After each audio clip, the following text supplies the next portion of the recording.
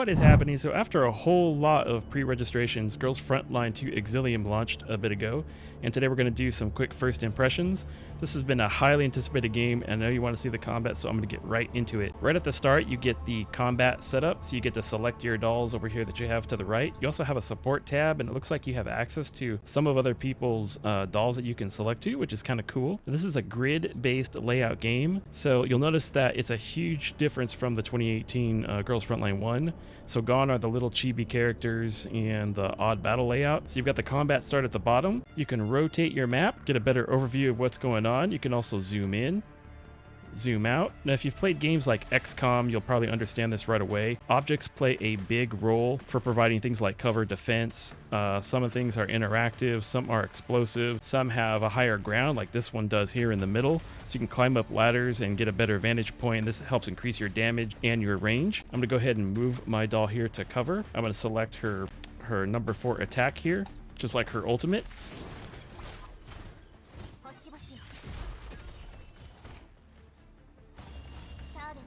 So when you select your hero, you'll notice that you have a grid down here at the bottom. This layout here shows you on where you can move within that parameter. And you'll also see these lines. This indicates on where your proximity to attacking your enemy is at.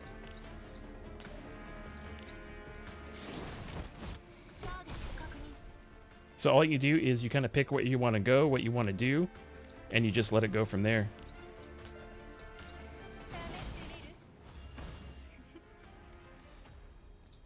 Now here we have a box of explosive dynamite. So I'm going to go ahead and just select a basic attack. I'm going to confirm, I'm going to hit it. And there's an example of, something that's interactive on the battlefield. Now that enemy there just got taken out by like counterfire. So depending on the proximity of where they are, sometimes your dolls will pre-counter attack. And so then you get to do extra damage to what happens to them.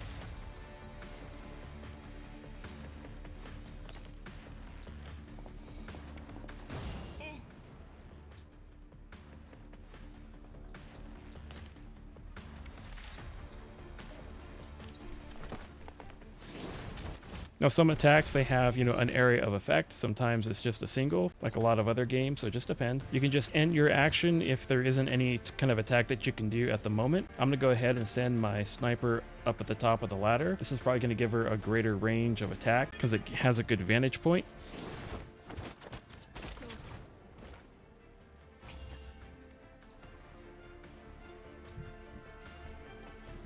So if you want, you can rotate that map like I mentioned. This one here is a melee attacker, so she needs to get in close. I'll go ahead and send off her ultimate. You have different kind of dolls, just like anything else, so different categories. You have healers, you have area of effect, ranged attackers, melee. Mission completed screen. It'll show you your battle stats if you want those over the bottom left. The kind of stuff that you usually get. I don't get anything here because this is a mission that I've redone. Hit continue or confirm. Another battle here, and you can also turn on the auto battle if you want. And next to the auto battle, you also have the ability to rewind. You get 3 rewinds per battle, so in case you really mess up, so that way you don't have to start all over, you get a chance to do that. You can also just end your current turn even if you still have actions left. That way you just want to move on. Maybe there isn't much that you can do, so you can just end it. Let's turn on auto battle. I've got it already on ×3 speed, so it's going to move the fastest that it can. Now the auto battle, it's not that bad. Sometimes the AI is a little stupid, sometimes it's not. It really depends on the battle that you're in. Sometimes I'll say that the dolls will take cover properly. They'll be more strategic. Sometimes they won't be, and they'll just stand right out in the open and they'll get hit, and you might end up losing one of your dolls during the battle that you didn't want to. So you kind of just have to see how it goes. But maybe if you're in a battle and you're just really stuck and you're having a bad time, you can just hit the auto battle and it just at least give the system a chance sometime. That's what I did. But, for the most part, it's actually done a pretty good job. So let's hop back over to the campaign side and we can take a look at some other things that you can do. We've got supply missions here. I don't have all of them unlocked yet, but this is where you can get your various specific items that you want to get. Over to combat simulations, I only have the neural survey unlocked right now, but there's quite a bit here that you can get, and each of these are going to give you your own rewards. Really cool. Over to the hunter assessment. Hunter assessment, there is basically a couple of tier challenge that's in each one, and then you start off with the basic combat. You'll unlock each tier up here, and you can proceed to get your various rewards. Refitting room, this is where you're going to upgrade your dolls. Pretty simple stuff. You've got your usual level up, but this particular game, it's a little bit different. Your maximum level is going to be based on your overall commander level in the game. So you can't just be like commander level 20 and then level up your dolls, you know, to level like 45, right? They have to match. That's just how they made it. Fortification is where, like, if you have some of your other dolls that you've summoned, you can kind of merge them to kind of upgrade yourself along the way. Neural Helix gives you a little bit additional of like stat boost. So you need these things, these transcription conductors, and I think they might change. This is the transcription conductor 2.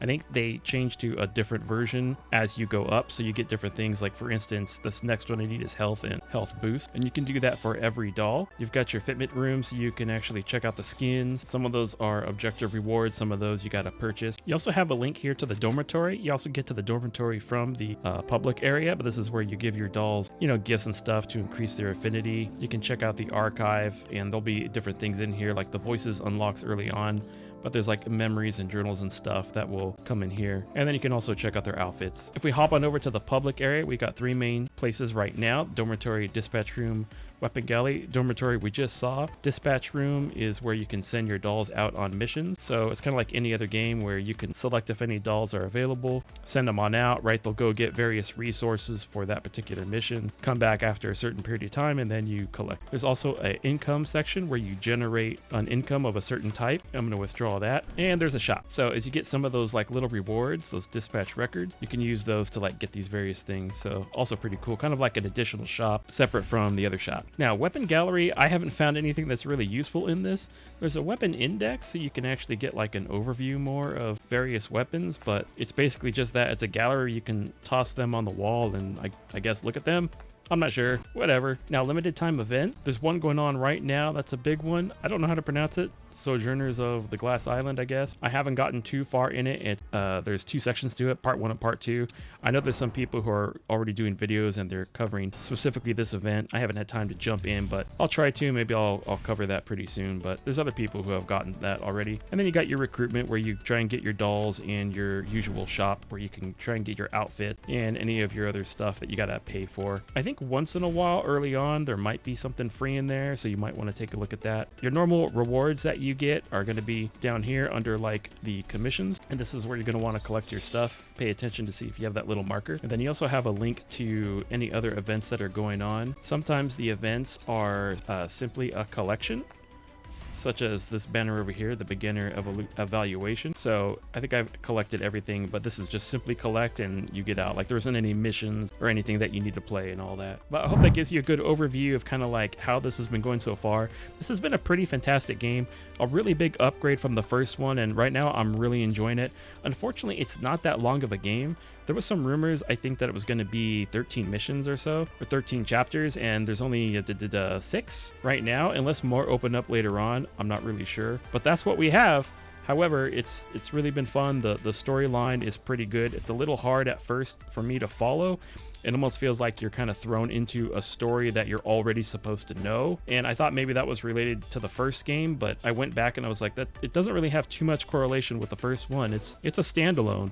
So anyways, it's a really good game. I would say go ahead and check it out, and this might be one you want to have in your daily rotation. After you finish the campaign, though, you can see what you want to do after that, limited time events or whatever. Blue Screen of Tech, I'll see you next time.